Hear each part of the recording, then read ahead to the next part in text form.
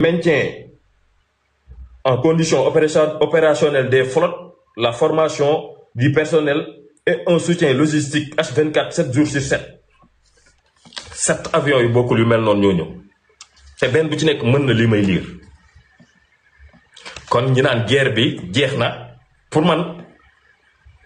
États-Unis te dinaa ñëwaat ci beneen point bi wane États-Unis dese na munitions actuellement dese na 2000 munitions yoo xamante ni utilisé gu ko certes am na benn usine bu tudd benn usine bu nekk Arizona ak Californie yi nga xam ne ñooy fournir les armes te dañoo am benn limite de stock mais yooyu yëpp dinaa ko faram-fàcce parce que booy analyser ci dara da nga koy faram-fàcce toj yax bi waaw kay donc ensuite des milliers de soldats terrestres de combat. Certains arrivent à bord de navires militaires. Ce sont des navires Airborne Division et des unités opérationnelles spéciales Delta Force sont déjà sur place. Gars, tapotez et sécurisez. Peuple noir, soyez intelligents. Ensuite, des milliers de soldats terrestres de combat. Certains arrivent à bord des navires militaires. Ce sont des Marines. Airborne Division et des unités d'opération spéciales Delta Force sont déjà sur place. Donc le cessez-le-feu, c'était une pause pour se réarmer et réapprovisionner une machine de guerre qu'on remonte pendant le cessez-le-feu. C'est man États-Unis bu génnee ci guerre bi nii salaamaaleykum maaleykum salaam dem ma xam ni kon affaire bi yomb na gars yi réfléchissez waxoon nañ leen lii yëpp analyse yëpp defoon nañ ko. donc ñu ni le cessez-le-feu c'était une pause pour se réarmer, se réapprovisionner une machine de guerre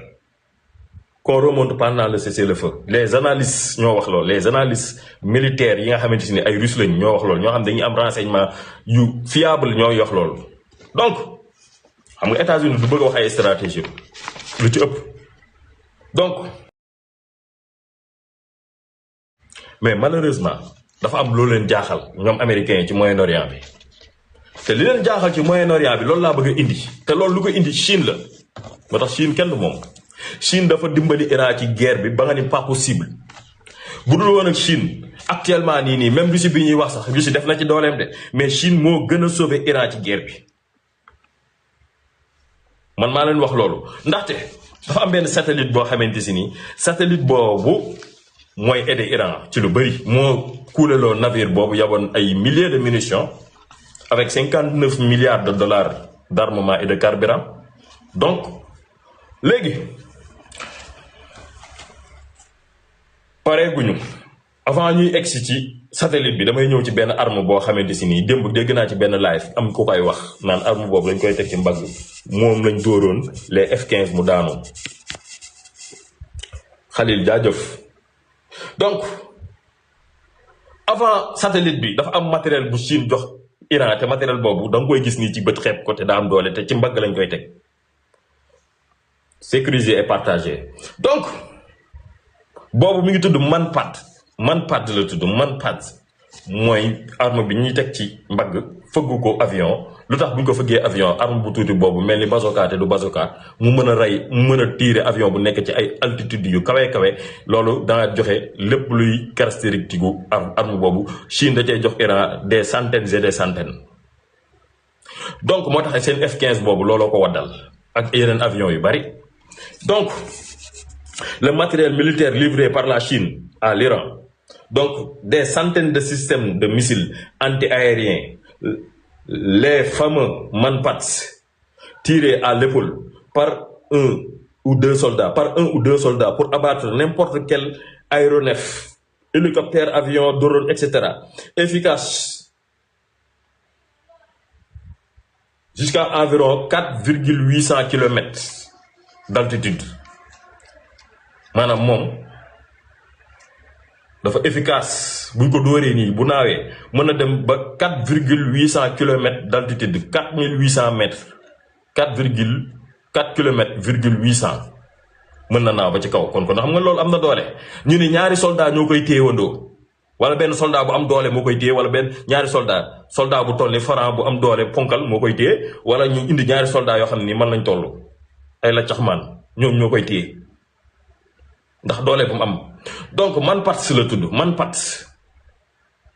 dégg naa gars yi di ko wax man parti la tudd man parti boobu mën na buñ ko dóoree missile bu daawee mën na dem ba 4,800 kilomètres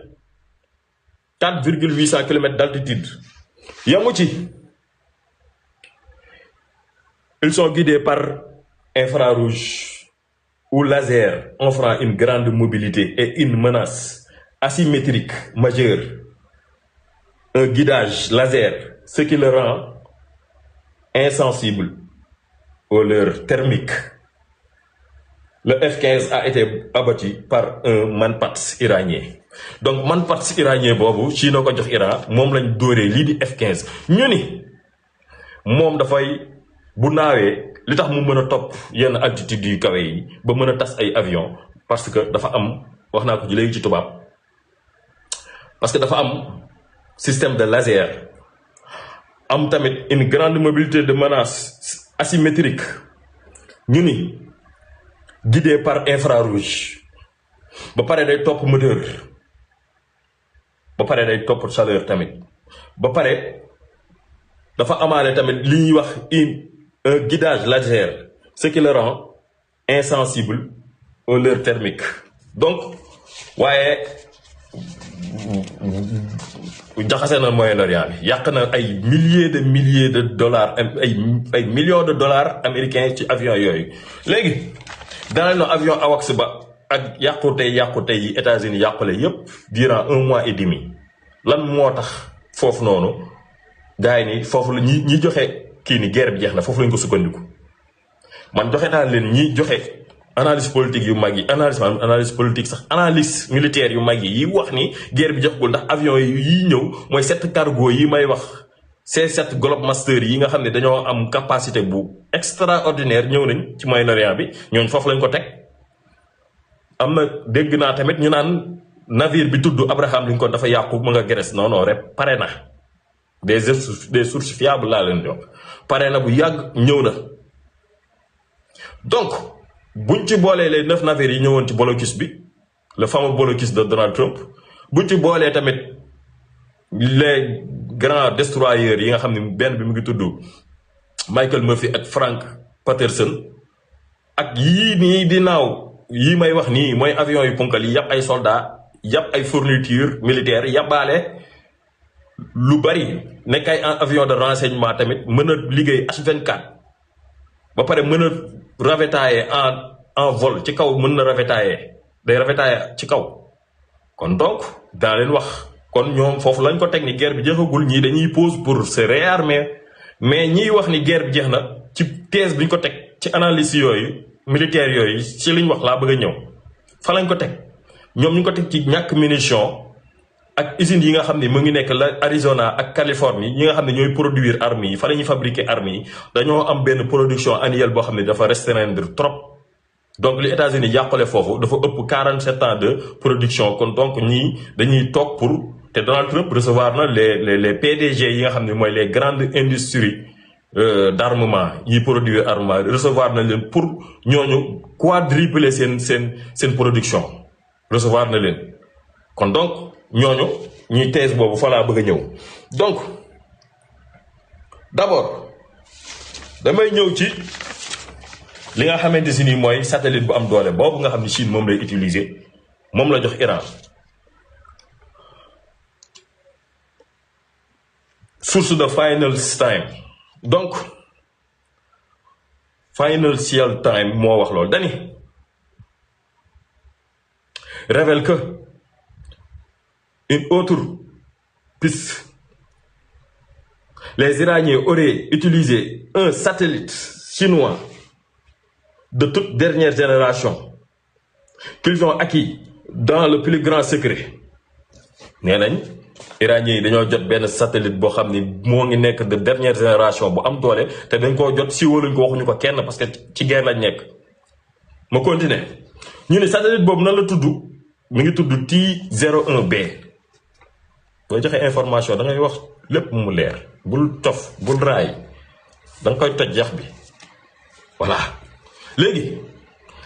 T01B la tudd T01B ça s'écrit T ñaari E T tiré 01B satellite chinois la mais satellite boobu dafa sophistiqué ba jaaxal américain yi ma wax leen satellite boobu nan la mel ñu dem ma dikk wala ma dem wala ma taxaw kon ñu dem donc il a été mis en orbite il y a près de 2 ans par Pékin. C'est l'un des satellites les plus précieux du monde et efficace, capable de photographier n'importe quel objet. Madame, satellite bi 2 ans ci ginnaaw lañ ko yóbbu ci orbite par Pékin waaye satellite boobu moo gën a efficace ci satellite bokk na ci satellite boobu yi gën a efficace ci monde bi et satellite bi il est capable de photographier n'importe quel objet de 50 centimètres. N'importe quel objet de 50 centimètres. Même la Chine, jox Iran ci guerre bi. N'importe quel objet de 50 centimètres. Maanaam muus bu romb sax satellite bi da koy détecter. Mouvement yi day détecter mouvement day gis objet bu mat lan la mënul gis mooy ay gunóor xanaa ay gunóor ak ay kaña ak jinax ak kaña sax am na yu ma ngand ba toll 50 centimètres. Donc ñu yeggale ñu ni c'est l'un des satellites les plus précieux du monde et efficace, capable de photographier n'importe quel objet de 50 centimètres avec une netteté parfaite, N'importe quel objet de 50 centimètres sur le sol, donc avec une netteté parfaite. Officiellement, un satellite civil, le chinois yi doye woon. Officiellement, buñ koy defar ben satellite civil la woon. Satellite civil mooy lan? Satellite civil ak satellite ci bokkut. Satellite civil mooy comme bi Sénégal defoon temps yële mais bi yo ko ëpp doole 1 million de fois bokkuñu sax. Satellite civil c'est pour les agriculteurs, les océans, les ressources minières nangam élevage nangam. Satellite civil la woon mais satellite civil boobu daa am leen lu chinois yi làq ci ginnaaw parce que yéen secret d'état la. Donc ñu ni officiellement un satellite civil agriculture, surveillance des océans ou encore des ressources selon l'entreprise chinoise qui l'a créé. Donc mais le T01B est capable de surveiller le monde entier. Satellite civil boobu ñuy waxoon mais yamul ci mbirum civil. Le T01B il est capable de surveiller le monde entier avec tout ce qui bouge. Objet bu mat 50 centimètres da lay détecter te day détecter mouvement. Donc ñu yeggale. Donc ñu ni mais le T01B est capable de surveiller le monde entier, plus particulièrement les bases militaires occidentales dans la région et de capturer tous les moindres mouvements d'infanterie ou de matériel militaire. Chinois yi dañoo dof de ñu ni xam naa li may wax sax ci tubaab xam ngeen bi jarul woon sax ma koy toj mais am na ci ay mag pour ay kilifa yoo xam ni peut-être dégguñu olof nañ ko toj ci olof rek moo gën naa te léegi ñu ni live bi mënoon nañ koo def benn live bu rapide boo xam ne ñu ñëw rek teg lépp mu gaaw mais comme ñu teg ci ko gars yi dégg li ñuy wax pour ñenn ñi mais fii la majorité ay intellectuels lañ donc ñu ni satellite bi capable de identifier benn moindre mouvement lu mu ndaw da koy détecter kon chinois yi dof nañ xanaa ñu ne yamuñu ci mën na surveiller àdduna bi ba yëpp ba mu daj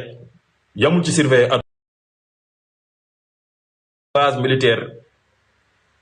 des pays occidentaux les bases militaires occidentales les bases militaires occidentaux yan yi nekk ci région bi fan ci Moyen-Orient bi bépp mouvement infanterie wala matériel militaire bu bougé da koy yëg satellite da koy yëg te da koy photo te day envoyé kon Chine ñoom dépassé nañ renseignement wu nit ñoom renseignement en ressources humaines non dépassé nañ foofu ñun su dee ñoo toll ci renseignement en ressources humaines di wut ay nit di leen solal ay njaxas bay faal ñuy taxaw ci bopp ko ñi di yërëg yor ab téléphone di ko làq ak yooyu ñun ñoo ko desee ñoom ñu ngi toll ci satellite boo xam ne dañ ko lancé ci orbite bi jinax dégg nga maa jinax muus wala xar wala lu mën di doon wala nit wala oto wala lu mën di doon day renseignement sur les matériaux ñoom foofu lañ toll moo tax ñoo jàppale Iran ba États-Unis jom bi jamono bi kon yéen xam nga ni Chine am na doole léegi ñu yeggale ñu ni et plus particulièrement les bases militaires occidentaux donc dans la région et de capturer les moindres mouvements d'infanterie ou de matériel militaire. C'est pour cela que les gardiens de la révolution ont déboursé 36 millions de dollars pour contrôler la totalité de l'appareil, c'est-à-dire de piloter et prendre n'importe quelle cible à n'importe quel moment, n'importe quelle heure. ñu ni les gardiens de la révolution ñoom waa Iran nag dañoo am xaalis quoi ñoom guerre yi ñuy def nii defuñu ko pour ay kii de xaalis lañu am ñu ni ak Mojtaba Khomeini dëggal ki ci des Ayatollah Khomeini ak waa révolution bi ñoom dañoo génne woon 36 millions de dollars pour lan préparer États-Unis pour mën a am exclusivité di piloter boobu satellite Chine abal leen ko pour un temps déterminé ñu abal leen ko ñu fay dañ leen ko loué bokk ci gàttal dañ leen ko loué ci 36 millions de dollars pendant guerre bi kon ñoom jotoon nañu renseignement yi bu yàgg bi américains yi nekk fii la ci seen base yi di préparer yépp satellite baa ngi leen di filmer di photo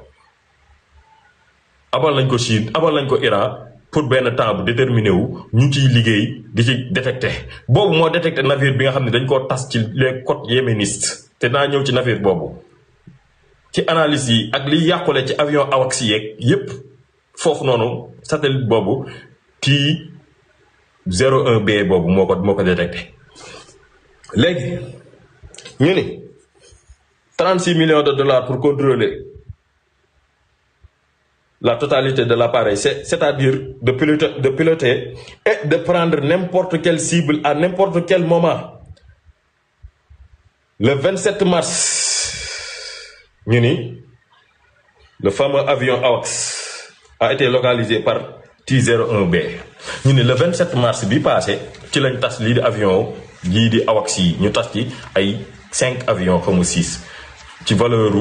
des millions, des centaines de millions de dollars. Qui boobu moo ko détecté parce que dinaa ñëw ci yàqu-yàqu yi léegi ñi teg ci guerre bi ni day waaj a jeex ndax yàqu-yàqu États-Unis ñoo bari maa ngi ñëw ci yàqu-yàqu yi wax naa leen armada bi gars yi yéen ñuy def demande gis naa leen de daa leen jël yéen ñëpp voilà yàqu-yàqu yi lu tax ñoom teg foofu ni affaire yi yàqu-yàqu yi la waaye bu leen fàtte information yi ñu fi waxoon information yi gën a récent yi ñu joxe mooy le détroit de Bab el Mandeb gars yi ñu ngi koy waaj a tëj xam nga nag instant bi tëj nañ ko parce que bi may jot information bi sànq yàggul tuuti ñu ni fermeture imminent la donc détroit de Bab el Mandeb boobu moom mi ngi nekk ci côté Afrique ci corne de l'Afrique mooy corne de l'Afrique entre Djibouti ci partie Afrique bi quoi Djibouti Érythrée affaire yooyu mu ngi tolloog 5200 kilomètres carrés donc boobu bokk na ci li nar a suuxal économie àdduna bi gars yi yéen ñuy def demande naa leen jël léegi ñu ni